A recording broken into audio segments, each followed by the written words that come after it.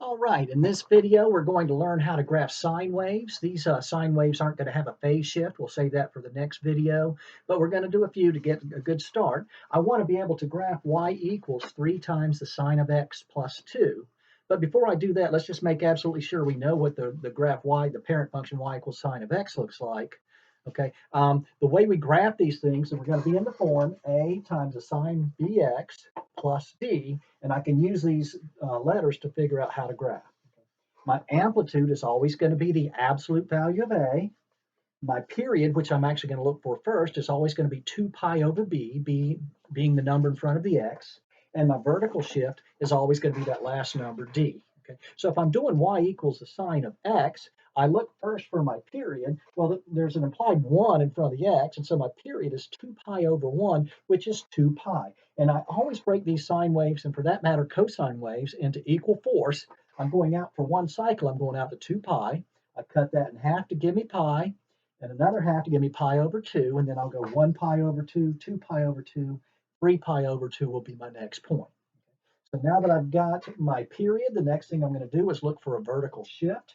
Y equals the sine of x doesn't have a vertical shift, and so my line of oscillation, or axis of oscillation, is going to be the x-axis, or y equals 0. I'm going to go up and down from that line of oscillation. How far am I going to go up and down? Well, that's my amplitude. For the parent function, y equals the sine of x, I have an implied 1 in front of the sine. My amplitude is 1, and so I'm going to go up 1, and I'm going to go down 1 from the line of oscillation. Something about sine waves that's always true. They start at the line of oscillation, they go up to their peak, back down to the line of oscillation, down to the trough, and back up to the line of oscillation. And then they'll do that over and over again as we go on. So I'm going to be at 0, 0. I go up to my peak, 1, which happens at pi over 2, back down to the line of oscillation, down to the trough, back to the line of oscillation, and make sure to make this a nice smooth curve. Don't make it look like line segments. This thing should make a beautiful smooth curve.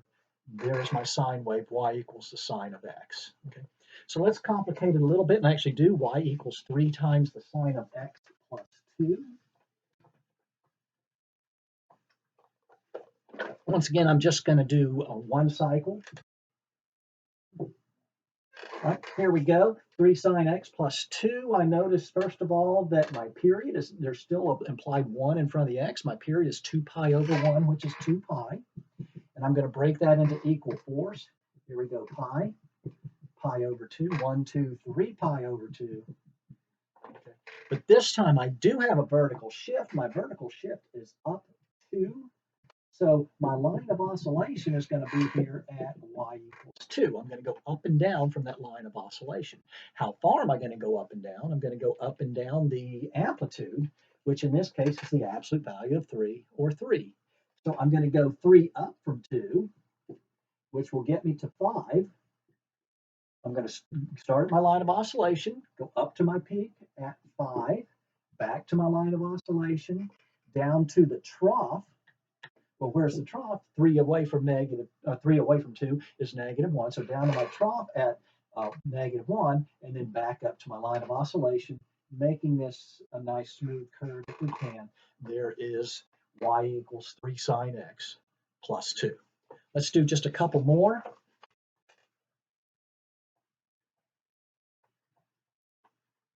One more with a period of 2 pi, and then we'll change the period on the last one. Let's do y is equal to -2 sine x plus 4. Okay. As before, my period is 2 pi over 1, which is 2 pi. So I'm going to put pi over 2, 1, 2, 3 pi over 2. My line of oscillation, I actually have a vertical shift up 4. And so my line of oscillation is now going to be here at y equals 4. My amplitude, I'm going to go up and down the absolute value of -2, which is 2. So my amplitude is 2. What does that negative do to a graph? Well, just like any other graph, a negative in the front turns it upside down. So instead of heading up to my peak, I'm going to begin by going down to my trough. I still start at my line of oscillation, 0, 4, and then I'm going to go down to pi over 2, 2, back to my line of oscillation, up to my peak, and then back to my line of oscillation, again, trying to make a nice smooth curve. If I wanted to make a second curve, by the way, I would go up, down, down, and back up, and it would actually come across. This way, notice I should have multiple cycles or multiple pictures of the same thing. This is what's called a periodic function. All right, last one let's do for this video. How about y is equal to 4 times the sine of 2x? 2x. If I want to do y is equal to 4 times the sine of 2x, notice that this time I actually have a number in front of the x, and so my b value is 2. That means my period is going to be 2 pi over 2, which is pi. Okay? So in this particular case, I'm going to finish a cycle at pi. I'd actually have 2 cycles in between 0 and 2 pi. So if this is pi, half of pi is pi over 2. Half of pi over 2 is pi over 4. 1 pi over 4, 2 pi over 4, 3 pi over 4. I don't have any vertical shift, so I'm going to have a line of oscillation at y equals 0, or the x-axis.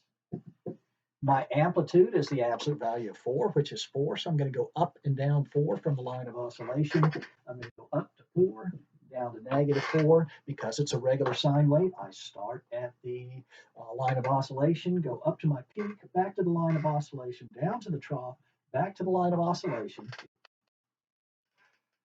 And there's my graph, y equals 4 sine 2x. In the next video, I'll do a little tougher periods and we'll add in a couple phase shifts, but hopefully this helped. And if you need me, just ask. I'll be happy to help.